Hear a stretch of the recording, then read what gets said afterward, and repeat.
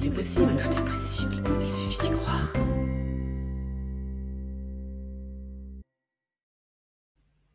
Hello, hello! Une nouvelle émission de Tout est possible, il suffit d'y croire. Je suis ravie de vous accueillir aujourd'hui avec un changement de look, comme vous voyez. Et bien, régulièrement, on va dire, parce qu'habituellement c'est tous les mercredis, mais maintenant un petit peu moins, c'est régulièrement, je vous présente de lumineuses personnes que je rencontre et que j'ai entière confiance. Donc, j'aime à vous les présenter pour que vous puissiez vous mettre en lien avec elles quand vous êtes en recherche de mieux-être ou d'informations qui sont importantes pour vous, pour aller mieux. Donc, si vous êtes intéressé par ce genre d'émission, eh bien, je vous invite vraiment à vous abonner parce que c'est important de liker, de partager ces émissions et de les partager autour de vous, les personnes qui ont besoin et qui ne sont peut-être pas informées que cette chaîne existe. Donc aujourd'hui, j'ai vraiment le plaisir de vous présenter une nouvelle personne. Bonjour Christelle. Une nouvelle personne que j'ai rencontrée il y a quelques années et j'adore ce que tu fais et je trouve que c'est hyper important de faire connaître ce que tu fais puisque ça concerne le bien-être des enfants et on en parle peu sur cette émission. C'est vrai qu'on n'a pas beaucoup de thérapeutes qui viennent participer à cette émission et là, toi, tu as vraiment un côté particulier puisque tu écris des contes pour les enfants.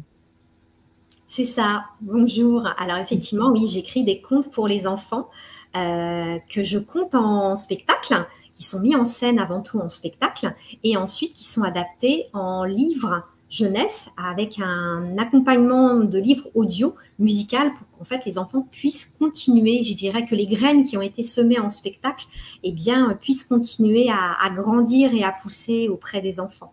Alors c'est vrai que je m'adresse aux enfants, mais je m'adresse également à l'enfant intérieur qui est présent dans chacun de nous. Ouais. C'est vrai que moi, j'ai assisté à un de tes spectacles et je me suis sentie beaucoup touchée par ce que tu dis parce qu'en fait, effectivement, nous avons tous été des enfants et nous restons à l'intérieur connectés à cet enfant et sensibles à tout ce dont tu parles.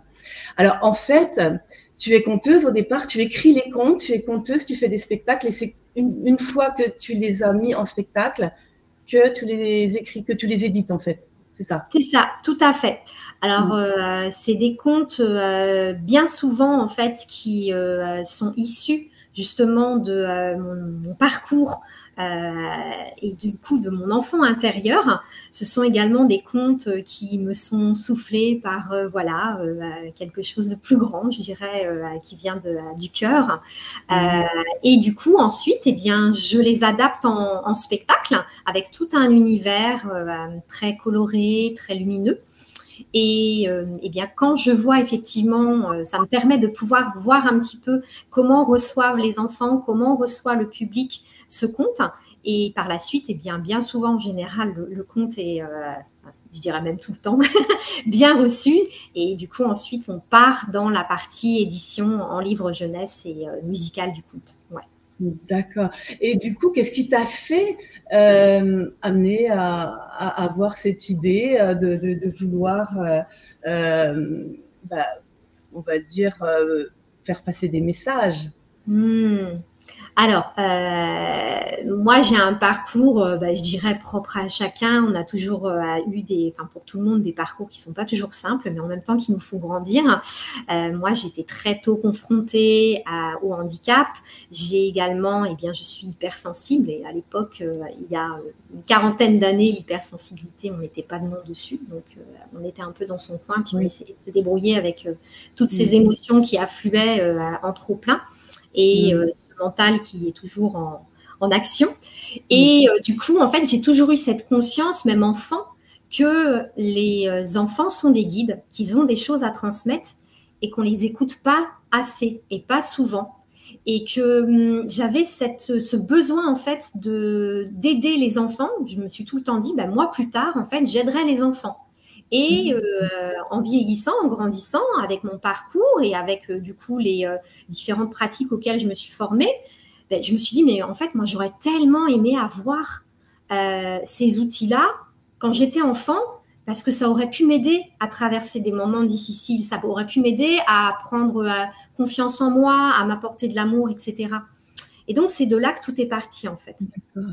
Okay. Donc, ça fait longtemps, je dirais. C'est quand je déroule mon parcours de vie, quand je vois là où j'en suis aujourd'hui, mais je me dis, mais en fait, c'est juste une suite logique, en fait. Ah ouais. Oui, en fait, tu savais déjà, toi, c'est pourquoi tu étais faite.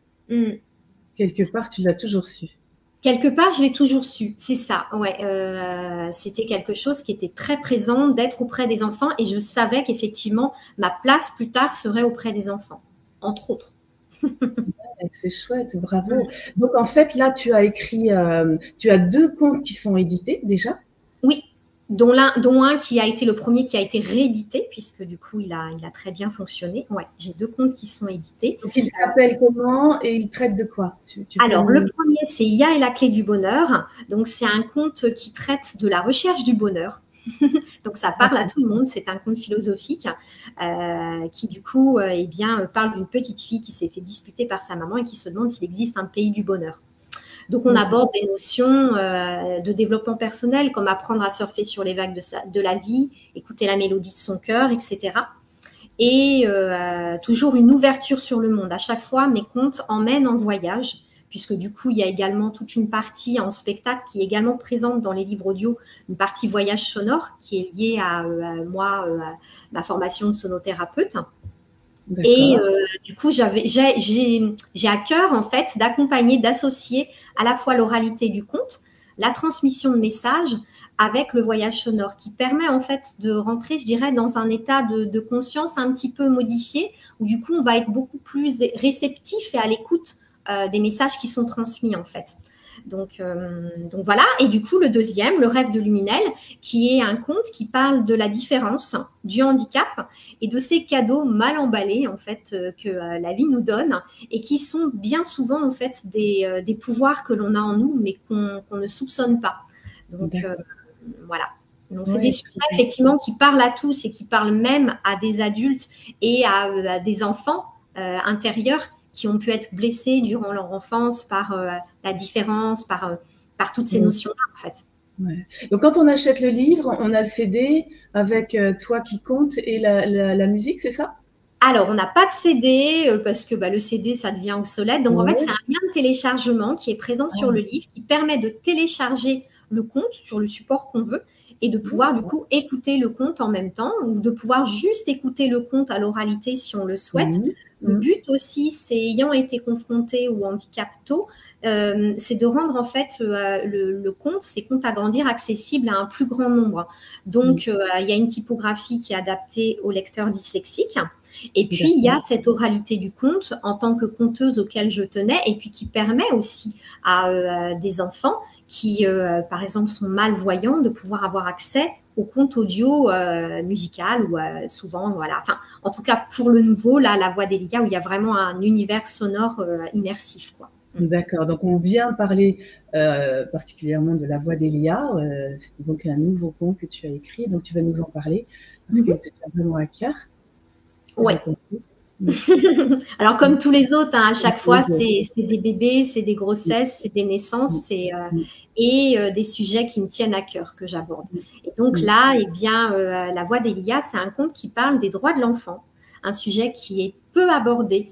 La Convention internationale des droits de l'enfant existe depuis 35 ans et aujourd'hui encore, on se rend compte que c'est un sujet qui est peu abordé à l'école, qui est peu abordé avec les professionnels de l'enfance et puis avec les adultes et avec les parents. Donc, il y avait ce souhait, en fait, de transmettre à travers le conte en spectacle et à travers le livre audio et musical, de transmettre vraiment un support pédagogique qui soit préventif pour accompagner les enfants. Et puis, on pourra en parler après, qui est également un support thérapeutique également. Oui, bien sûr. Donc là, t'en es où aujourd'hui? Eh bien, du coup, on a fondé une association qui s'appelle l'Association des éditions Compte à Grandir, qui permet du coup d'éditer les livres que j'écris. Et là, en ce moment, on est en plein financement participatif Ulule pour pouvoir récolter des fonds pour pouvoir éditer ce livre et puis également rémunérer les personnes qui ont travaillé à la création de ce livre, les illustrateurs avec des illustrations qui sont très très belles et poétiques, toute la conception graphique et puis l'enregistrement en studio professionnel avec vraiment un univers sonore immersif, les chansons reprises de mon conte qui vraiment emmènent, je dirais, c'est un dessin animé audio, en fait, musical, donc qui emmène vraiment en voyage. Et donc, tout ça coûte de l'argent. J'ai eu la merveilleuse chance j'ai la chance d'être accompagnée par des amis qui m'accompagnent, qui sont du coup artistes, créateurs, illustrateurs, concepteurs, graphiques, musicales, qui m'accompagnent. Et puis, il y a 11 belles voix bénévoles qui ont souhaité en fait donner leur voix, la voix d'Elia, pour du coup vraiment amener encore plus, je dirais, encore plus de grandeur en fait à ce conte. Tu veux dire que plutôt que qu'il y ait qu'un conteur, il y a les acteurs en fait, c'est ça? Exactement. Exactement. Moi, mes contes forcément évoluent. La première fois que j'ai écrit un conte en livre, je me suis lancée là-dedans parce que c'était une demande des parents, des enfants, des professionnels de l'enfance qui me disaient « Oh, mais IA est la clé du bonheur et c'est un conte qui est tellement chouette. Et si vous l'éditiez en livre ?» Donc, je me suis dit, why not? Pourquoi pas? Moi, je suis assez touche à tout. J'aime bien vivre de nouvelles expériences. Donc, j'ai dit, allez hop, on y va. Je ne me rendais pas compte de la manne de travail que c'est. Et du coup, le premier, je l'ai enregistré en studio avec un ami et on a changé mes voix pour du coup donner des voix aux différents personnages. Le deuxième, Le rêve de Luminel, j'ai eu la chance de l'enregistrer en studio avec mon fils qui a du coup fait toutes les voix masculines. Et puis là, celui-ci, en fait, c'est mon ami Pierrick qui a ouvert encore plus l'espace, qui m'a dit, mais et si en fait tu proposais qu'il y a une voix pour chaque personnage et pour le narrateur, et j'ai trouvé en fait le sujet extraordinaire, parce que d'autant plus qu'on aborde les droits de l'enfant, mais on parle aussi de l'égalité femmes-hommes dans ce conte. Donc, de réunir des hommes et des femmes qui soient dans le cœur, j'ai trouvé ça juste merveilleux. Pour parler de cet amour de soi et cette liberté d'être, parce que c'est vraiment le cœur, je dirais, du sujet, du conte. D'accord. Donc, tu continues à aller le faire en spectacle, on est d'accord, dans des écoles, dans des lieux. Donc, ça, c'est pareil, ça peut être fait dans toute la France. Tu vas partout? Comment ça se passe? Oui. Je me déplace effectivement dans différentes structures. Donc, ça peut être des écoles, des centres de loisirs, des lieux de rencontre par enfants, des festivals, où là, on me contacte via mon site internet pour me partager donc, les projets pour intervenir avec mes contes et entre autres avec La Voix d'Elia. Je le propose également, c'est quelque chose que j'ai envie de proposer là durant l'été, pour avoir plusieurs fois fait des interventions en camping l'été avec des veillées contes, et j'ai trouvé ça très très chouette, et j'ai envie justement de proposer des veillées contes au jardin et de proposer du coup, alors là plutôt dans mon secteur, donc dans le Maine-et-Loire, de venir auprès des particuliers, s'ils ont un jardin, s'ils souhaitent proposer à des amis, de la famille, et de proposer des veillées contes qui éveillent et qui font grandir avec différents contes, puisque j'ai même des contes également qui sont destinés aux adultes. Voilà. D'accord, très bien. Donc là, on te contacte pour éventuellement envisager faire une soirée comme ça, organiser une soirée comme ça. Il faut un minimum de personnes, j'imagine, quand même. Oui, c'est ça. Moi, le minimum, c'est 15 personnes. D'accord. Suivant la place. Ok. Et donc, du coup, effectivement, tu es dans le Maine-et-Loire, donc c'est important. Mais il peut y avoir des organismes qui entendent et qui sont intéressés, donc ils peuvent aussi te contacter pour ce genre de prestations. Et alors, du coup, là, l'idée, c'est de réunir des fonds pour ton association pour l'édition de La Voix d'Elia. C'est ça, exactement. Exactement. Là, on est en financement participatif Ulule. On a déjà franchi le premier palier et on remercie tous les contributeurs qui vraiment sont super enthousiastes dans le projet, qui trouvent que c'est un beau projet. Et oui, on les remercie beaucoup, beaucoup, beaucoup. Et donc là, le but, c'est vraiment de pouvoir récolter des fonds et puis également de pouvoir, par l'intermédiaire du financement participatif Ulule, de pouvoir porter plus loin et plus haut la voix d'Elia en la faisant découvrir partout en France et même à l'étranger, parce que moi, je dirais que le souhait, le rêve que j'aurais, ce serait qu'il y ait finalement un livre de la voix d'Elia qui soit présent dans chaque bibliothèque d'école de France et de pays francophones pour que les enfants aient accès à ces droits-là. Je trouve ça important d'expliquer à un enfant qu'il a le droit, par exemple, de se sentir protégé et en sécurité là où il vit, avec les personnes avec qui il vit, que son corps, c'est son trésor qui lui appartient, lui expliquer qu'également son corps, c'est un guide et que si quelqu'un veut lui faire des câlins, lui demande de lui faire des câlins, des bisous, et qu'en fait, s'il ne veut pas, son corps, il lui parle. Et donc, expliquer à l'enfant qu'est-ce qu'il ressent dans son corps pour savoir si c'est OK ou pas OK. Et tout ça, de l'aborder de façon poétique et ludique avec des chansons pour chaque droit, des phrases et des gestes d'ancrage qui permettent vraiment à l'enfant d'intégrer en fait ces droits-là tout en ce que ce soit léger et joyeux, parce que c'est un sujet aussi qui des fois peut être perçu pour les gens comme lourd. Et du coup, voilà, on met un petit peu la tête en faisant l'autruche en disant on n'en parle pas parce que qu'est-ce que les enfants vont nous poser comme question par la suite, etc. Ouais, et il y a également ce côté, du coup, libération de la parole. J'ai eu un très beau témoignage là d'une animatrice d'atelier philosophique avec la Fondation CEF, donc la Fondation Frédéric Lenoir, Savoir-être et vivre ensemble, qui me disait que elle, ça lui est arrivé dans des ateliers philo d'avoir des enfants qui d'un seul coup lâchent qu'en fait ils subissent des violences sexuelles. Et là, comment accueillir ça? Et donc, du coup, c'est aussi pouvoir aborder le sujet pour pouvoir permettre à des enfants de conscientiser qu'en fait, ils vivent des choses qui ne sont pas normales et qu'ils puissent libérer la parole. Et d'ailleurs, au dos de la couverture du livre, il y aura le numéro pour les enfants, pour qu'ils puissent contacter si jamais ils ressentent qu'il y a des choses qui ne sont pas normales, et d'expliquer aux enfants aussi qu'ils ont le droit d'en parler à un adulte de confiance qui les écoute et qui les croit. Ça, c'est important. On peut aussi dire que tu peux faire appel aussi à des mécènes qui seraient intéressés pour soutenir ton projet. Tout à fait, tout à fait. On est en recherche de mécènes, effectivement, qui sont intéressés par le projet, qui ont envie de le soutenir, qui ont envie de le mettre en lumière pour toujours porter plus loin ces messages finalement de protection et de liberté d'être. Dans la voix d'Elia, on aborde aussi le sujet du transgénérationnel avec tous les poids que l'on peut porter, notamment chez l'homme, qui sont tu dois être fort, tu ne dois pas être sensible, tu ne dois pas pleurer, et qui font que du coup, des fois, il y a cette place de la femme qui ne peut pas prendre pleinement sa place parce qu'il y a tous ces vieux poids là qui pèsent. Et donc, c'est d'aller libérer tout ça pour amener vers autre chose, en fait, ouvrir le champ des possibles, ouvrir l'espace, quoi.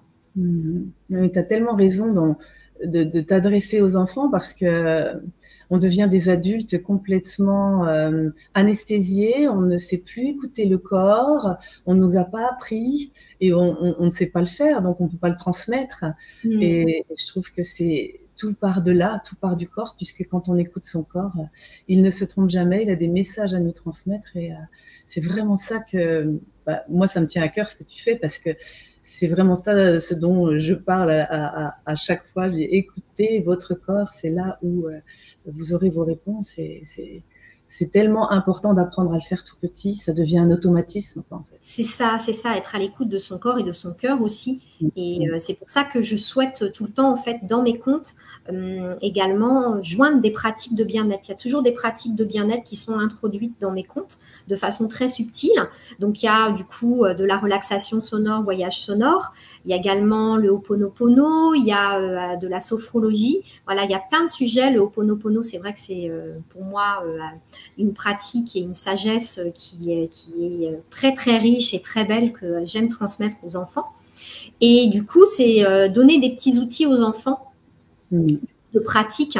Et d'ailleurs, en fait, j'interviens dans différentes structures, que ce soit en école ou autres centres de loisirs, avec des pratiques de bien-être qui sont issues justement de ce que je transmets en compte, où du coup j'associe, en fait, ce sont des ateliers émotion et respiration, et le but c'est vraiment de faire découvrir aux enfants justement cette reconnexion au corps, au cœur et à la tête, hein, les trois espaces, par l'intermédiaire du Qigong et par l'intermédiaire de la relaxation sonore. Donc, qu'est-ce que ça fait dans mon corps quand j'entends tel son, telle vibration, comment je me sens en début de séance et comment je me sens en fin de séance pour voir l'évolution. Et puis, eh bien, avec ces mouvements de Qigong, c'est aussi aller libérer une émotion. Donc, avec tel mouvement, je sais que, par exemple, je vais pouvoir lâcher la colère, là. Plutôt que d'aller voir le copain, dire des trucs pas sympas ou éventuellement d'en venir aux mains, ben, en fait, j'ai juste à faire ça. Et là, alors on teste, on expérimente. Et comment vous vous sentez? Ah ben oui, effectivement, ouais, on sent qu'on a libéré quelque chose. Et, donc, tu fais des ateliers donc, dans le Maine-et-Loire.